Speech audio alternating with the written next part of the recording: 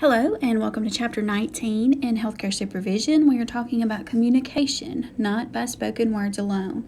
We're going to start in the text over on page 322, and we're going to start under the written word. Letters, memoranda, email messages, text messages, and other written communications are essential in the operation of any organization. Although it seems at times that we have to put up with far more written information than we care to handle, and this is certainly true in healthcare organizations where the paper tiger has become the beast of considerable proportions, much of this paper is nevertheless necessary. Many organizations function quite well in spite of hefty amounts of paperwork, but just try to run an organization without paper, even though we are supposedly living in the age of electronic communication and are frequently advised in certain matters to go paperless. Written communications perform several important functions.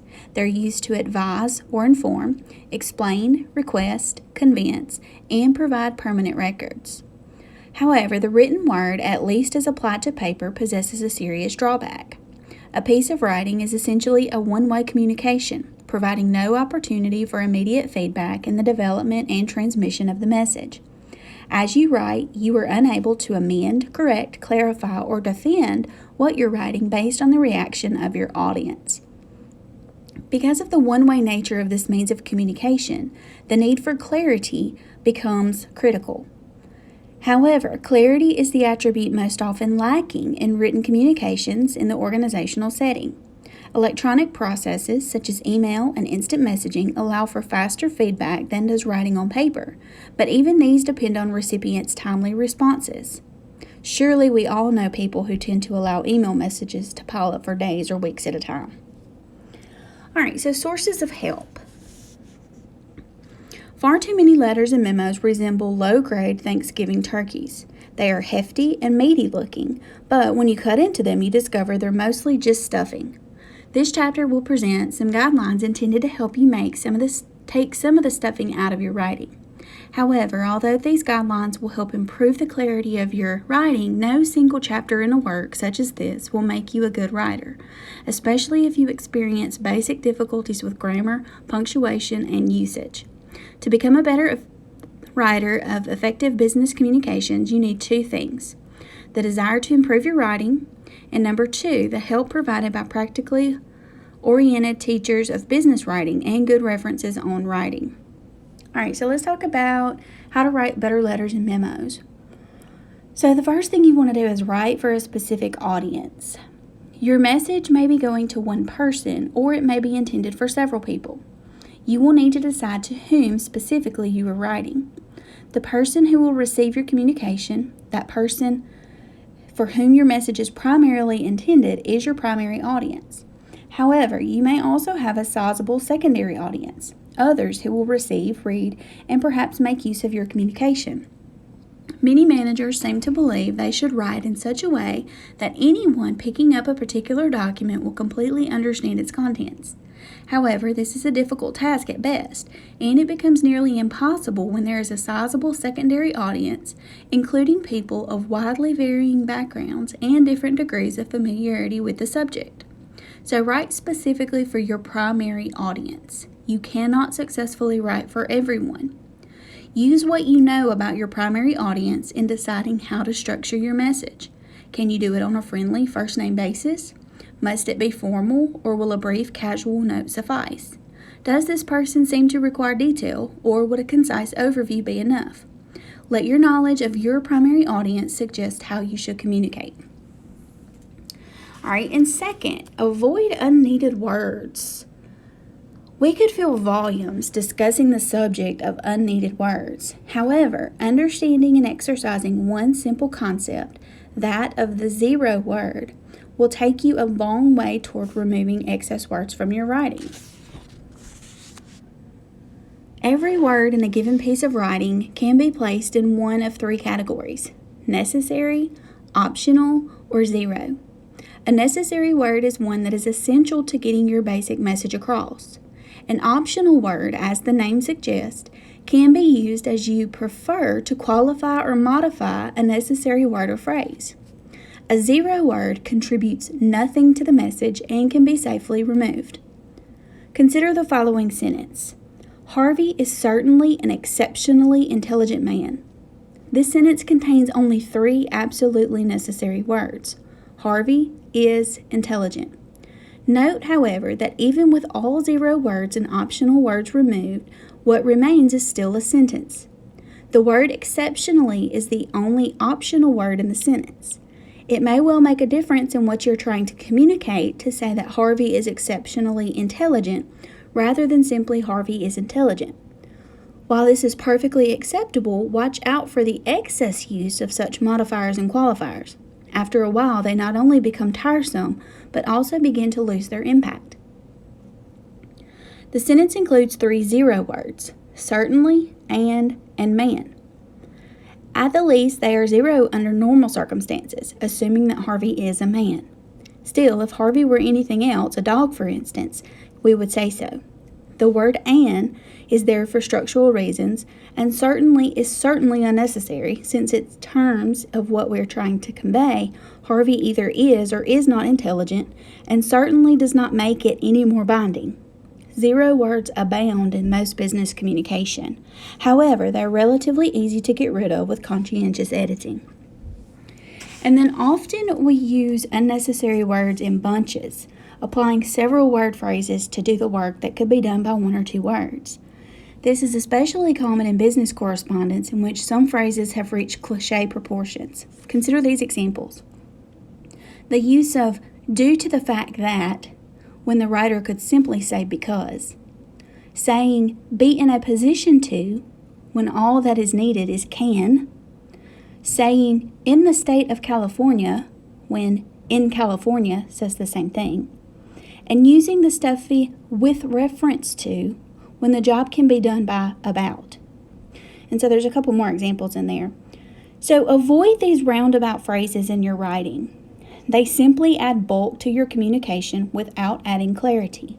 In fact, such words not only fail to add clarity, but can also actually harm your message by surrounding and obscuring your real meaning.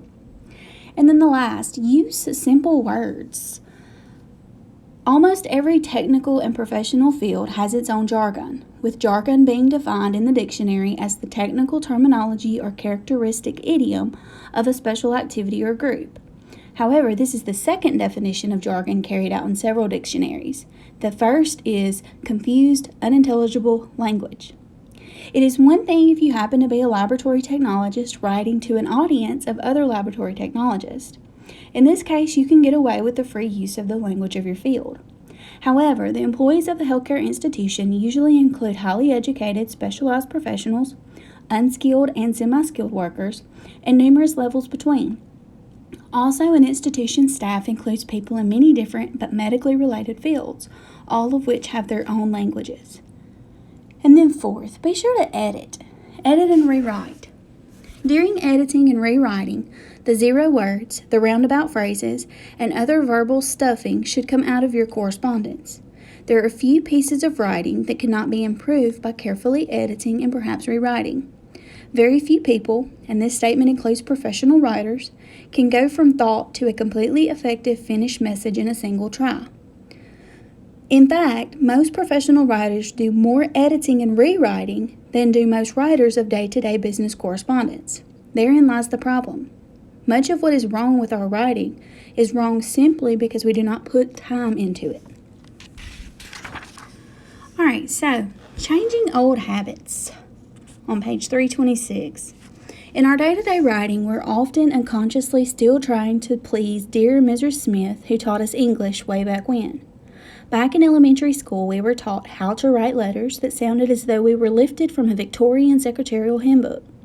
Most of what has been said so far in this chapter is legal in terms of what Mrs. Smith taught us. However, there are additional practices that would have been guaranteed to get us in trouble with the teacher, even though they will definitely help us improve our business writing today.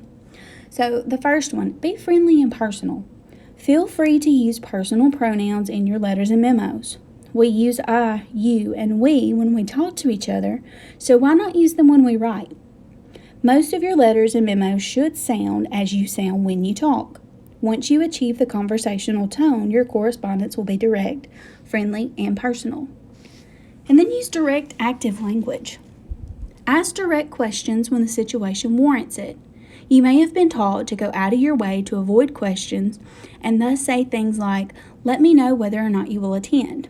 It is much more direct to ask, "Will you attend?" Keep your statements in the active voice, avoiding the likes of, "The contract was signed by your representative." How much cleaner is it to say, "Your representative signed the contract"? Use contractions. Use don't, wouldn't, can't, shouldn't, etc., even though the use of contractions may have been taboo in your education. Contractions contribute to the natural conversational tone you should be working to achieve. Even so, many writers of business correspondence squeeze the contraction out of their writing without realizing what they're doing. The result is a formalistic style, stilted and stuffy, that serves only to create more distance between the writer and reader. And write short sentences. You are not William Faulkner, who could get away with writing an opening sentence of some 180 plus words. Neither are you writing the great American novel. Some teachers of business writing have suggested 20 words as maximum sentence length. Others suggest that 14 or 15 words be considered maximum. Regardless, it is safe to say that the longer the sentence, the more opportunities there are for misunderstanding. And then forget about old taboos about prepositions and conjunctions.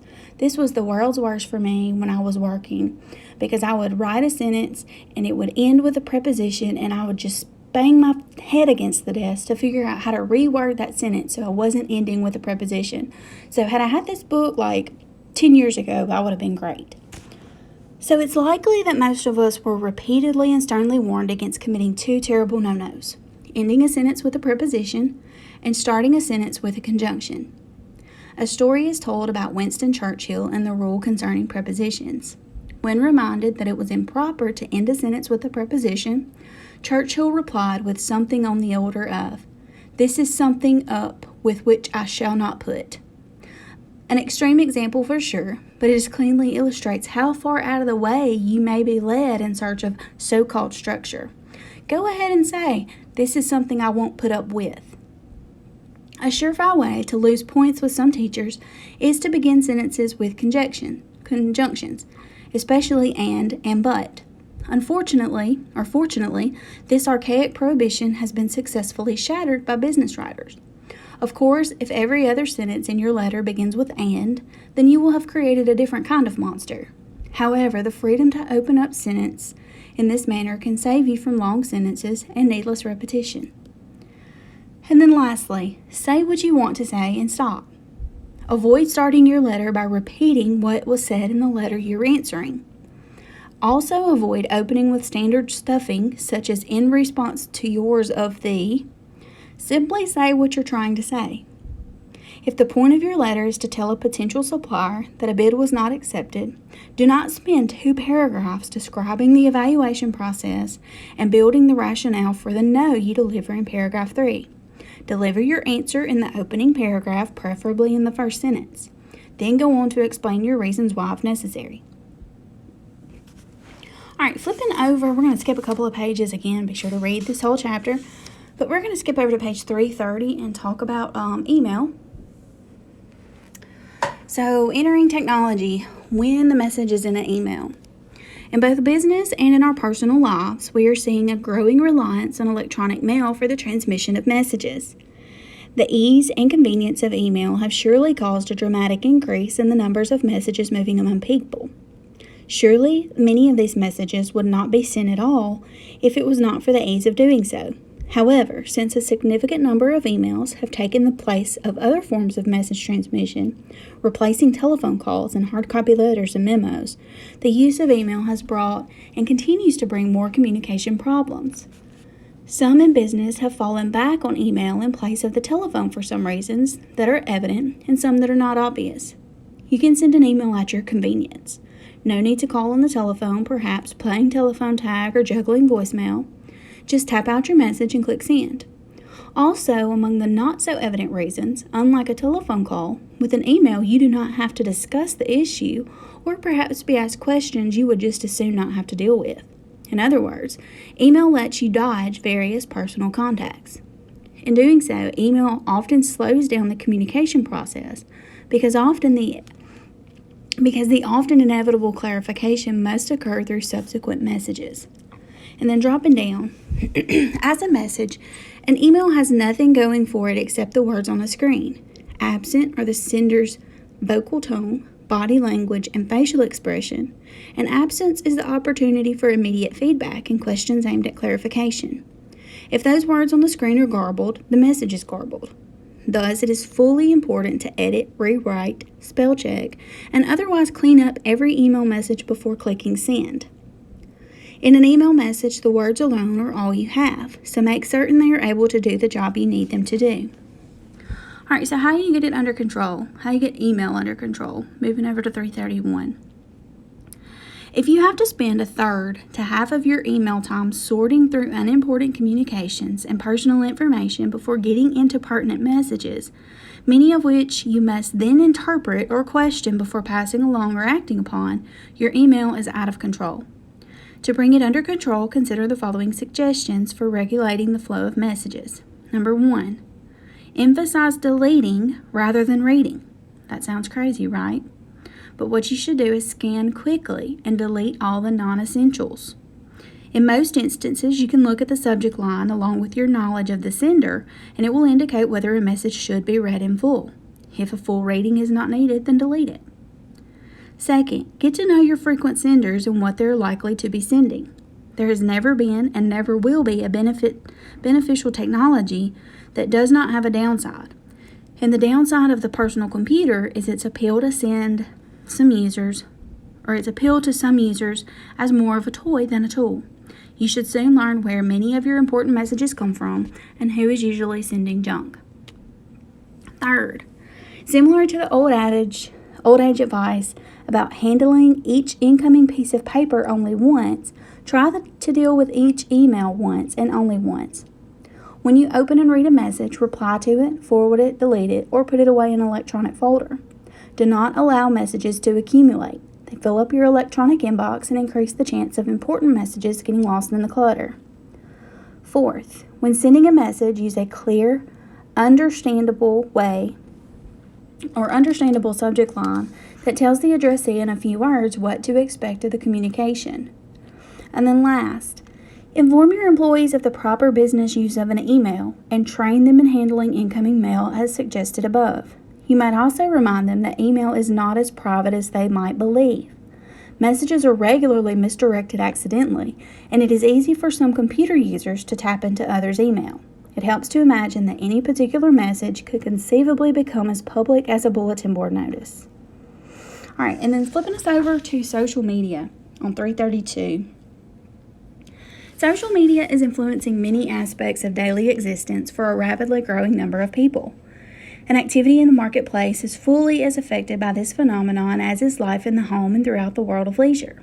The digital platforms of social media possess the potential to enhance productivity by improving and facilitating communication between and among individuals, whether near to each other or in far-flung locations. However, every technology has a downside, and one downside of social media resides in its use for non-work purposes while on the job, and the possibility that communication in such public venues may breach security or carry messages that might otherwise reflect poorly on one's organization. So much of what is transmitted via social media is essentially wide open for the world to see. Many of today's employees are able to incorporate social media into a broad range of job-related activities. To suggest a few possible applications, social media can be used to share information with individuals or groups more easily and more quickly, engage in interchange with members of a team or committee, and eliminate the need for face-to-face meetings, research essential topics through immediate access to an extensive variety of sources, engage at will with customers, both internal and external, learn quickly how organizations similar to yours are addressing issues and problems that affect multiple organizations, build relationships between and among organizations and individuals, solicit and assess patient or client feedback, and recruit and hire new employees. Concerning the aforementioned downside of social media, some employees occasionally use social media more or less for entertainment, taking a mental break from the job, or simply for connecting with friends or family while at work. And social media has become prominent in the area of personal networking for individuals seeking new employment. Networking the old-fashioned way has been practiced for many years, but the use of social media has dramatically reduced the time and effort required and has made it possible to address far more contacts in a limited time. In fact, there are social media platforms essentially dedicated to job hunting, on which an applicant can place a resume with dozens, perhaps even hundreds, of potential employers in a very brief period. So, to finish this chapter up, dropping down to a matter of practice. Writing is much like any other skill in that the more you work at it, the better you get. If you enjoy writing, or feel that you could enjoy it, you have a head start on the self-improvement process. But if you do not enjoy writing, if every letter, every memo, every report, every performance appraisal narrative looms before you as painful, distasteful task, you had better examine your attitude toward writing. Is writing tough for you because you truly dislike it? Or is it the other way around? You dislike it primarily because it is difficult for you. You may not have to write a great deal on your job, but chances are you write enough to make it worthwhile to try a modest self-improvement program. One thing is certain, you will never get better at writing unless you work at it. So again, as always, we've hit the highlights of this chapter. Be sure to read the whole thing. It's relatively short. And have fun answering those discussion questions. Thanks.